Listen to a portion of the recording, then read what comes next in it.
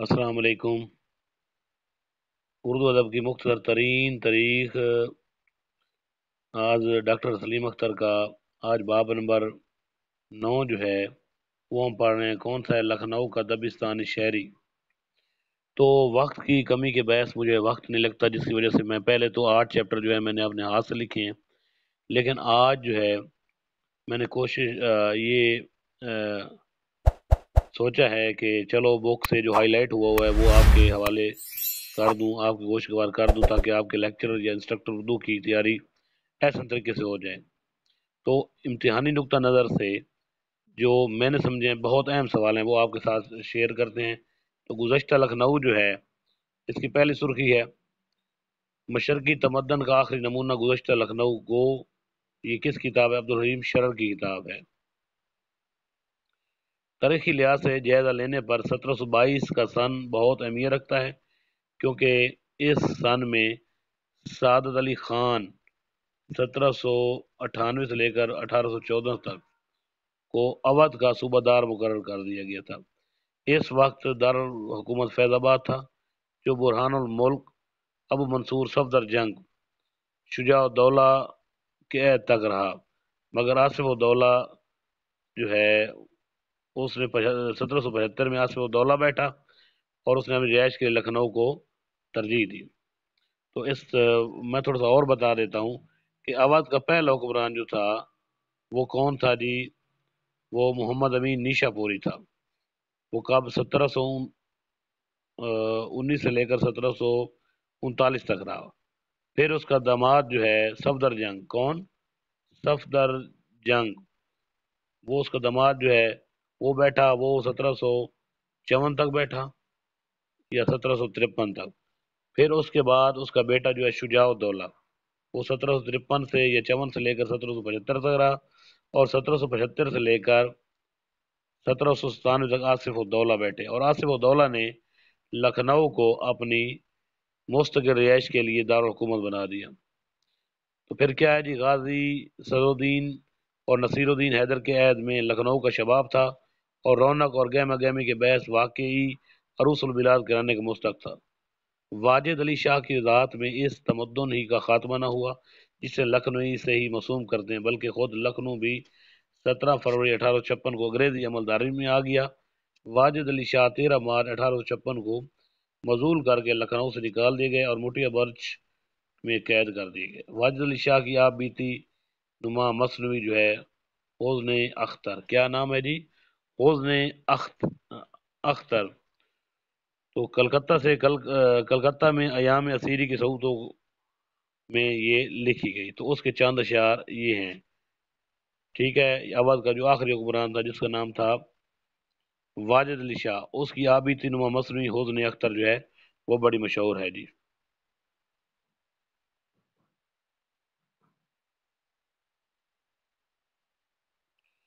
اس کے بعد اودھ کی حکومت 1720 میں سعادت خان، برہان الملک، سید محمد امین نیشا پوری نے، یہ میں پہلے بتا چکا ہوں، 1720 سے لے کر 39 تک قائم رہی۔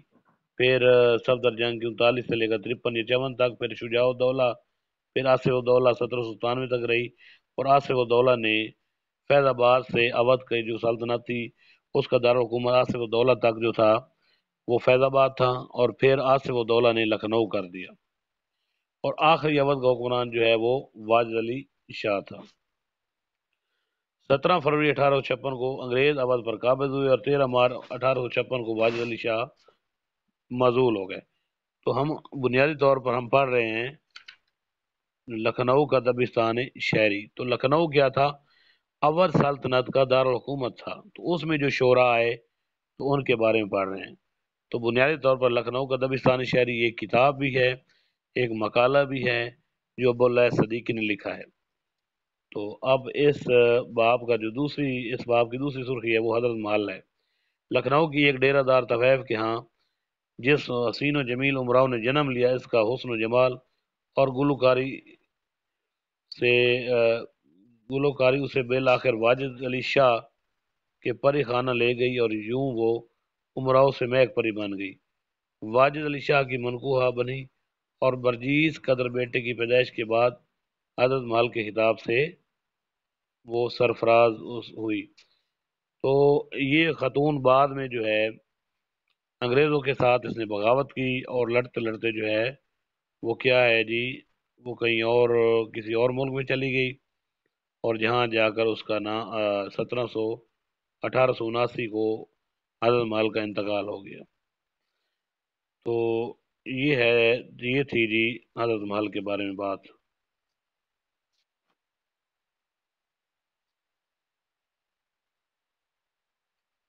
اس کے بعد میں جو ہائی لائٹڈ چیزیں ہیں، ہائی لائٹڈ لائنیں ہیں وہ پڑھ رہا ہوں۔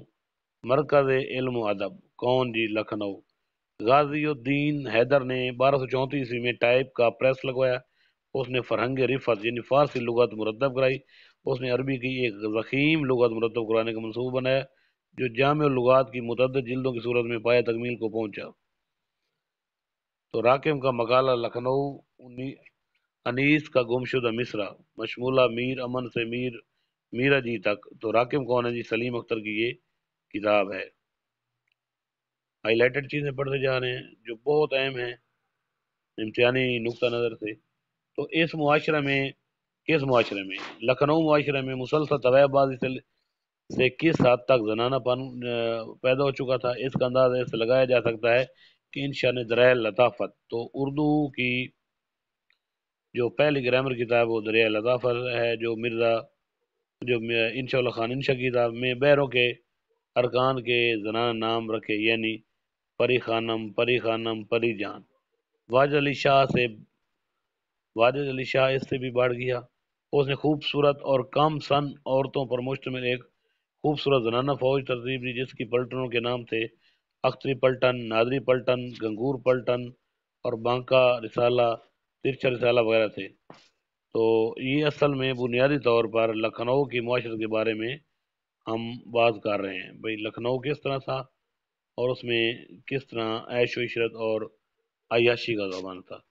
دربار اور شہری کے بارے میں بات کر رہے ہیں، تو خان آرزو، قمر الدین، منت، میر زاہد، سودا، میر سوز، میر حسن، یہ سب نواب شجاع الدولہ کے عہد یعنی 1754 سے لے کر 1775 تک آئے، جبکہ میر مصفی، انشا، جرت، رنگین وغیرہ آصف الدولہ کے عہد میں آئے، کیونکہ بنیادی طور پر نادر شاہ کے حملے کے بعد دلی جو تھی اس میں مفعوق الحالی تھی، ہر طرف غربت کے سائے منڈلا رہے تھے، طور پر سارے جو تھے وہ پریشان تھے، تو جس کی وجہ سے تمام شعراء جو ہیں یا نثر نگار جو ہیں انہوں نے لکھنؤ کا رخ کیا۔ اچھا، اس پیج میں کوئی ہائی لائٹڈ نہیں ہے، میں نے سمجھا کہ اس میں کوئی اہم سوال نہیں ہے۔ اگلے پیج پر دیکھتے ہیں، واجد علی شاہ بطور شاعر۔ واجد علی شاہ بطور شاعر کون تھا؟ واجد علی شاہ اول سلطنت کا آخری حکمران تھا۔ اگرچہ لکھنؤ کے بیشتر نوابان شعر و شاعری کے رسیہ تھے، مگر واجد علی شاہ اس سلسلے میں خصوصی شعور رکھتا ہے۔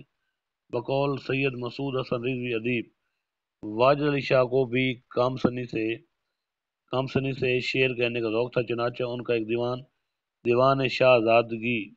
دیوان شہزادگی کے نام سے مرتب ہو گیا تھا۔ وہ بڑے زود گو تھے، تو خود کہتے تھے اس قدر جلدی غزل کہنا بہت دشوار ہے، کب کوئی دنیا میں اختر آپ سا پیدا ہو۔